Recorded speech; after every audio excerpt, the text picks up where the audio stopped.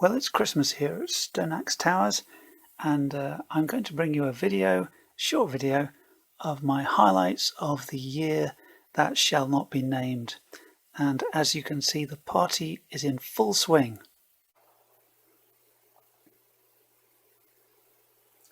Would you like mince pie, Simon? What about you, Raymond?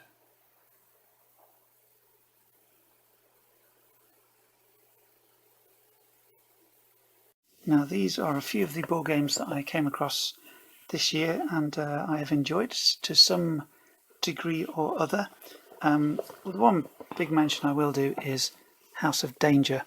I played through one chapter per session, so I did 5 sessions of this, going through the whole thing, and I did really badly, so I will go back and revisit it, but I enjoyed it. It was very silly, very fun. The cards feel a little cheap, but the other components are quite nice. And when I've had another go at this, I look forward to doing War with the Evil Power Master, the sort of sequel kind of thing, which is, the follow-up to this. Yeah, I really enjoyed that. Five good sessions I had out of that, and I really thought it was fun and crazy. So, yeah, I'll have another go at that. This was a more recent one, perhaps. Lux Eterna, a nice little card game, take you 10 minutes or so, but each turn you draw 4 cards and you have to apply them to your spaceship as you're trying to repair it as it's being dragged towards a black hole. You pick one for your speed, one for your event, and one you can save for later, and one that does something else, which I can't remember right now. But I've had several games of this, enjoyed it. Nice fun little 10-minute game, and Lux Eterna, gorgeous artwork on that one. Hit Road, I've done a playthrough of this. I probably won't do any more playthrough videos because they get precious few views, so clearly the world at large is not really keen on these. But Hit Road, really available, very cheap. There's so much game in here, it's ridiculous. The box doesn't give away how much stuff and how much cool stuff is in there. It's a really fun game as you're heading across a zombie-infested land, trying to get to your destination, sort of safe haven. That is brilliant. Crazy random dice throwing, choosing your route each round. The solo game, of course, as I play it. There's a bidding element to the multiplayer game, but I don't play that, so I don't know anything about that. This is another fairly new one, Zombie Island. I was looking to find this very cheap. It's a tile laying game. The miniatures look and feel quite fragile, so you want to be ultra careful with those, but it comes in a little plastic thing to keep them safe. And you lay out the island. You have to explore the island and head back to the beach to escape. There you are, all the miniatures are nice and safe in this plastic doodah. You can use the machete tiles if you want a slightly easier game. I sort of left those out because it makes it more... I won my first game and I was quite disappointed, so I left the machete tiles out. But yeah, that's kind of fun. A little bit different. Pocket Landship. That's a fun little game. You lay out your cards. You have 3 cards which represent your landship and your forces, and then you're facing 9 enemy cards which can be chosen at random, but there is a mix of... you have your basic choice of cards, so if you want to play the basic game to get used to it, you pick the cards that have an underline under the name, and so you have your 3 basic tank cards for your forces, and then 9 basic enemies. And each round you roll 3 dice for yourself, you allocate them to your cards, and each will indicate what action you want to do on each 3 of your cards. And then when it comes to the enemy's turn, you roll 3 dice and you allocate them in number order, left to right, and that tells you what the enemy does of the 3 enemies that are facing you. And you have to defeat all the enemies, or they will defeat the the main body of your tank or your cannon, and then you'll lose. But yeah, if you defeat the enemies, you win. And there are extra options, extra cards, extra play modes. There's even a campaign, and it's a really neat, tiny little game. Now this is a really stupid game in the sort of ballpark of Runecast, random dice throwing. There's not a great deal to mitigate your luck really, but it is 5 minutes of chunky dice chucking nonsense. It really is silly. Quite hard to find really now. I was lucky to get it, this Green Lantern version. There's quite a lot of them in Europe apparently, but yeah, very lucky to have this. It's a stupid little fun, daft 5 minutes of being a superhero, trying to stop baddies from entering your city, whatever city that might be. It's the Green Lantern's particular homeworld in this game. And the less enemies you have enter your city, the more points you get. And you look at your score track at the end to see how well you did. So, very silly, very random, 5 minutes of daft, big dice chucking fun. This I've enjoyed so far. I've had several sessions going through bits and bits more, and just working my way steadily through. Game book by Jonathan Green, illustrated by Russ Nicholson. So the artwork is fantastic. The classic fighting fantasy artist Russ Nicholson, he does amazing stuff. But this is sort of, it's a bit fighting fantasy with a few little changes. And it seems, I've been going through it for a while, and you know, it's a very enjoyable adventure, very nicely written. I haven't finished it yet, but I just keep working my way through. So, and if it's endorsed by Dr. Janina Ramirez, then it's awesome because I'm a very big fan of hers. So there you go. This next little section is entitled Games I Got Back.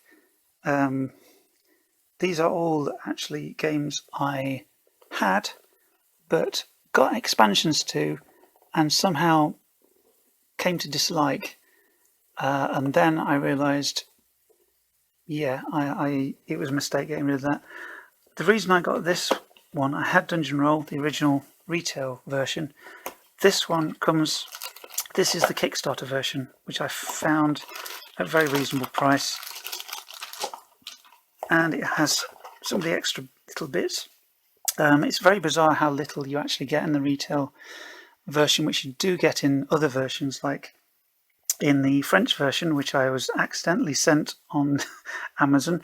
You get a fold-out map, and you can find it online in English and print it out, but it's a fold-out map of the dungeon, which adds a little extra something. In this Kickstarter version, you get the graveyard, and you get the Dragon's Den, which I may or may not be able to find. No, there it is. There's the Dragon's Den. And you get some excellent list of characters. The cool thing with the Kickstarter version, and the reason why I like it, is you get the guild leader. And she gets an extra die to roll, an extra party die. So that's why I play her all of the time. Because, you know, it helps to have an extra die to roll. And yes, so that's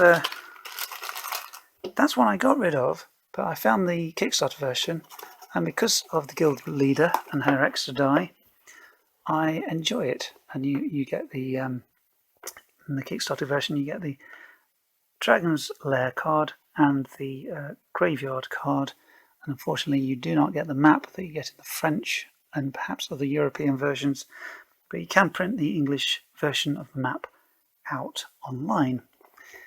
Another thing which went the same route was One Deck Dungeon. This is a tiny little game. It's a lovely little box, and I got this and the Forest of whatever, Swamps of, I can't remember, the other one with the poison components, and I don't know why I got rid of it, but sometimes a nice little game is great to have as a nice little game, but when you get an expansion, it becomes too much, and it outlives its niceness and its smallness. So, but this is the slightly updated version of the original game. There's the shiny hearts and the plastic sugar cubes. But that's all that's really updated with it.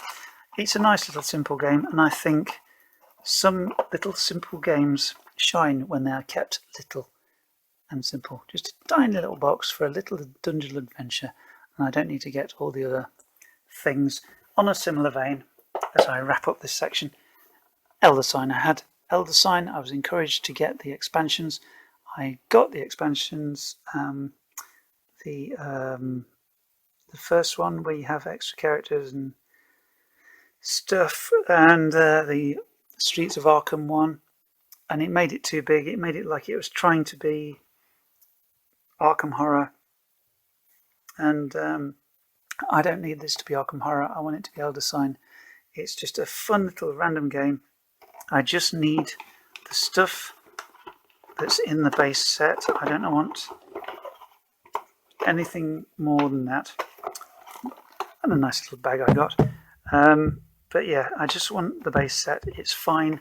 It's a great fun little game for an hour or so. Not a huge game. It doesn't have to be complicated.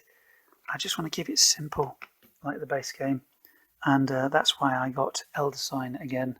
And I regret getting rid of it originally, because it's a fun little dice chucking game, nice and thematic, and it doesn't take too long, and that's something I really value in games these days. And when it comes to role-playing games, I've really enjoyed Fantasy Age. I'm doing that solo campaign on my YouTube channel, and it's a really fun system. It has a lot of the ability to design your characters that 5th edition D&D has, but it brings in each new ability in a manageable way. You don't start off with too much, and it builds and builds as you go. You have lots of choice and some nice randomness. Not many monsters in here, but there's the bestiary, which has like 50 or so monsters. And yeah, I've really enjoyed getting into Fantasy Age. It suits my solo campaign rather well. But when it comes to yeah, I ran a group game over the summer under lockdown and all that nonsense, and I really enjoyed doing it, and I had some great players. We had like 12 sessions over the summer, and it was great. This is such a adaptable game. I've bigged up Basic Fantasy many times. It's available for free on a PDF, or you can pay £5 on Amazon to get the actual real book. I used Basic Fantasy Adventures. I used a Mutant Crawl Classics adventure in the campaign. I finished off with Leash Master from Warhammer Fantasy Roleplay, using Basic Fantasy rules, and we even one of the sessions was even created out of the choices that the players had made, and so they were going in a different direction to what I expected them to. So I had to call a session to a halt and say, I need to prepare this next session. So on the choices they were making, I had to prepare the next thing. I rewrote a lot of the Basic Fantasy dungeons because they are kind of mega dungeons, and I was aiming for a shorter time frame for each of our sessions. So yeah, brilliant game. Chris Goneman is some kind of genius. I really love this one. Just want to quickly mention that although our real life game of Dungeon Crawl Classics, our real life group, sort of came to a hiatus, we were able to run a couple of games online, and Brendan LaSalle was kind enough to run his Web of All Torment adventure for us, and that was absolutely brilliant. And my mate Bruce ran a game of the Madhouse Meet, which is Dungeon Crawl Classics Lankmar, and that was a really fun adventure. And here are the magnificent adventurers from my basic fantasy campaign and our Castle Amber campaign, which Chuck ran, and that was really good fun as well. And I just want to thank all of you for subscribing and commenting and all of that stuff.